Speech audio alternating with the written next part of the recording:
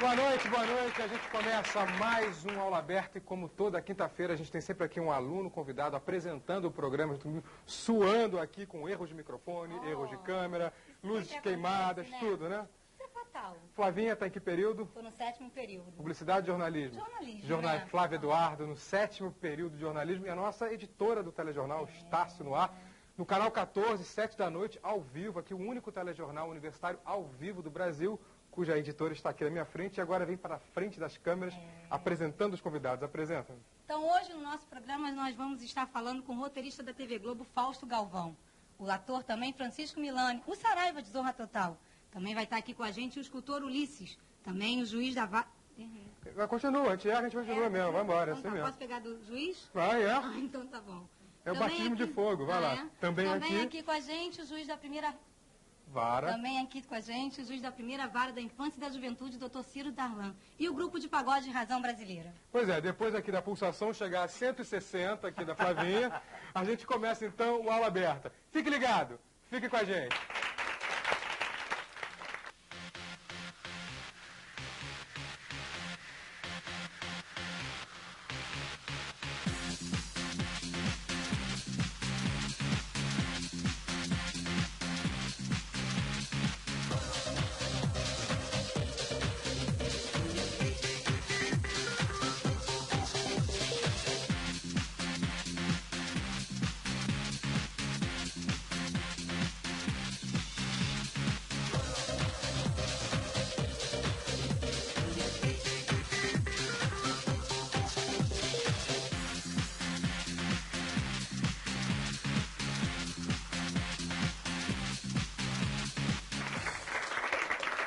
Bom, a gente começa mais um programa Aula Aberta. Eu volto a agradecer aqui os nossos e-mails, as centenas de e-mails que estão chegando, embora o computador, como sempre, não esteja funcionando. Ele ainda está desligado, a produção não conseguiu resolver esse problema, viu, Milani?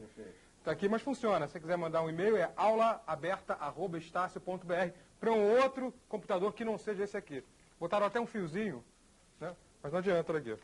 O fio não está ligado. Então você devia terminar isso. É sem tomada, é sem tomada, é sem tomada. Vamos pegar até o gancho disso. Como é que foi participar da volta do Jô aqui na TV Globo? Foi maravilhoso, porque... Primeiro porque você tem a oportunidade de estar ao lado de um amigo que eu admiro pela inteligência, pela cultura, pela competência. E segundo, por ter participado de um momento do programa que é uma coisa muito profissional, uma coisa a gente chama de coxia de teatro. Você fazer uma brincadeira baseada no humor para o titular do programa segurar os 5 primeiros minutos de nervosismo do programa, entendeu? Até Jô Soares fica nervoso. Você sabe que a Flavinha estreou hoje, a primeira vez que ela vem para frente das câmeras. E estava muito bem. Estava muito bem. Não precisou de um Francisco Milani do lado fazendo gracinha para poder suportar o início do programa. Aquilo foi para segurar o começo? Exatamente. Aquilo é para você segurar o início do programa para o titular acalmar, né? Botar o pé no chão. Você deu para notar que ele estava muito nervoso, ele estava quase que sem voz, né?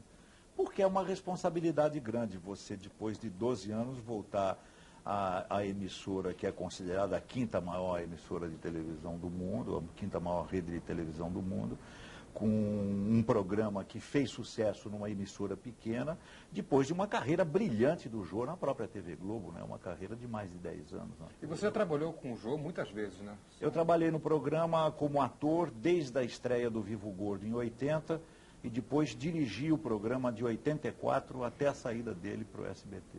Como é que é dirigir o Jô Soares? É participar do programa como privilegiado, assistente privilegiado, né? Você está ao lado do titular do programa. É difícil você dirigir, eu já dirigi o Chico, já dirigi o Gracindo na época do Bem Amado.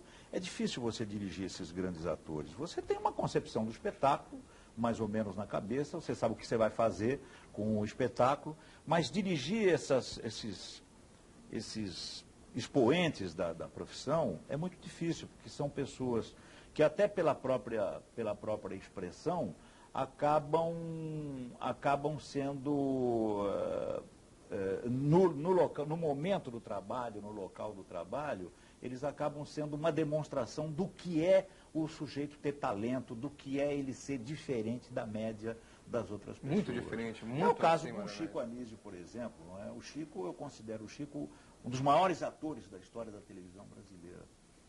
E como é que você vai dirigir o Chico? O Chico, quando entra no estúdio, primeiro que você marca a gravação para as 2 horas da tarde, 15 para as 2, ele já está no estúdio pronto, maquiado, com a roupa, com a maquiagem do personagem. Você também é dublador, né? Há muito tempo. Dublei muitos anos. Eu não dublo desde 1989, quando eu fui eleito vereador pela cidade. Isso é um outro assunto que a gente vai falar daqui a pouquinho. Mas fala primeiro sobre essa experiência de dublador. Personagens.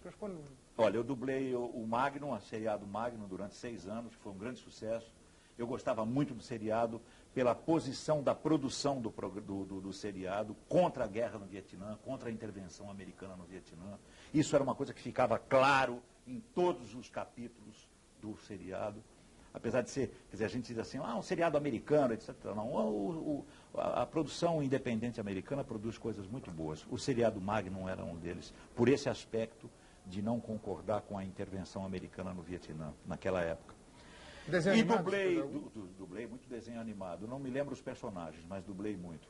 E atores que eu dublei, e que até hoje estão no ar aí com filmes que eu dublei, foram Paul Newman, Roberto Redford, Charles Bronson, Jack Palance, que mais? Acho que por aí. Agora vamos então para o assunto político. Você se desencantou, se desiludiu com a política? Completamente. Você entrou pelo partidão, né? Quando era partidão ainda. Quando era partidão. Antes do Roberto Freire entregar a memória do Partido Comunista para a Fundação Roberto Marinho. E que hoje é um partido sem nenhuma identidade, é um partido híbrido.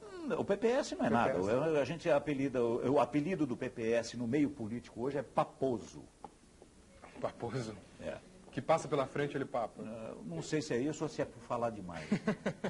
E quais foram os principais desencantos que você teve com a política na época que era O meu vereador? principal desencanto com a política é a lei eleitoral brasileira.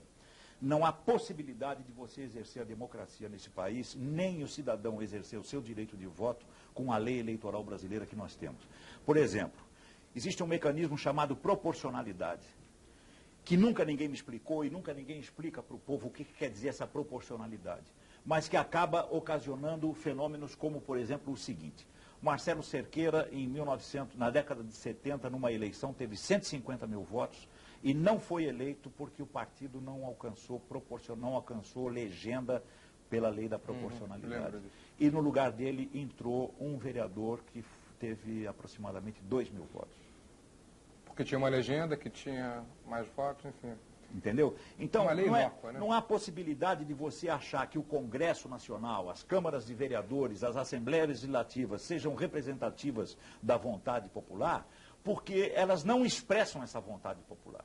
Você tem pessoas que foram escolhidas pela comunidade, pelos eleitores, etc. e tal, mas que não chegam ao Congresso, não chegam às câmaras e às assembleias por causa desses mecanismos da lei eleitoral brasileira. Então, antes de exercer o nosso direito de cidadão e de votar corretamente, e isso o povo faz, nós devíamos lutar através de entidades organizadas da sociedade, como sindicatos, partidos políticos, associações de moradores, associações de pais e mestres, para que houvesse uma revisão profunda da lei eleitoral brasileira. Aí realmente você se afastou da vida partidária, mas não da política, né, Milani? Não, eu continuo militante político. Passei para o Partido Comunista do Brasil, onde sou militante até hoje, mas sou militante de base. Você continua marxista, leninista? Completamente. Acho que o marxismo ainda vai fornecer para a sociedade os mecanismos e as soluções para os grandes problemas que a sociedade começa a enfrentar já no início do terceiro milênio.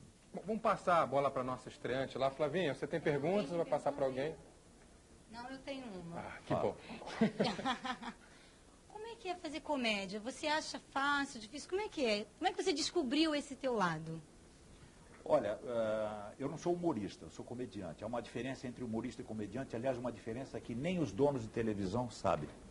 O humorista é um Tom Cavalcante, é um camarada que chega aqui, começa a contar piada e bota todo mundo para rir imediatamente. E o comediante é um ator, é um intérprete de textos e de situações. Geralmente o comediante não é uma pessoa engraçada. Os comediantes que eu conheci são todos muito tímidos e pessoas muito recolhidas. Mas a função dele é inquietar, é levantar problemas para serem discutidos pela sociedade. E essa é a função do comediante, como é a função do jornalista e como é a função do professor. Nós todos somos comunicadores. A nossa função social é levantar questões para serem discutidas pela sociedade. Nenhum de nós tem o direito de querer impor a nossa versão, a nossa visão sobre determinado problema. Eu comecei como, por incrível que pareça, eu comecei como boy de uma emissora de rádio. De boy eu passei para discotecário, de discotecário eu passei para sonoplasta, depois passei a locutor, depois fui para São Paulo, e em São Paulo eu comecei a trabalhar como teleator na TV Tupi de São Paulo, isso nos idos de 1958. Não tem muito tempo, né? Não. E de lá para cá, eu fiz tudo o que se pode fazer dentro de uma emissora de televisão. Locução, narração, ator, etc. e tal. Aqui no Rio, em 1960... Sem querer te interromper, já interrompendo, tem alguém que fala isso, né? Não me lembro muito bem quem. É um gordo. Olha, dá uma olhada para lá, Milena, você vai ver que aquela menina está meio desesperada. Mostra a plaquinha. Ela está fazendo assim, mostra eu pensei que era aquela plaquinha de vaia. Não, é. Faz de novo aí, ela está desesperada que o bloco acabou. Mas a gente vai continuar aqui com o Milani no próximo bloco, então não desliga não, continua aqui. Fique ligado, fique com a gente.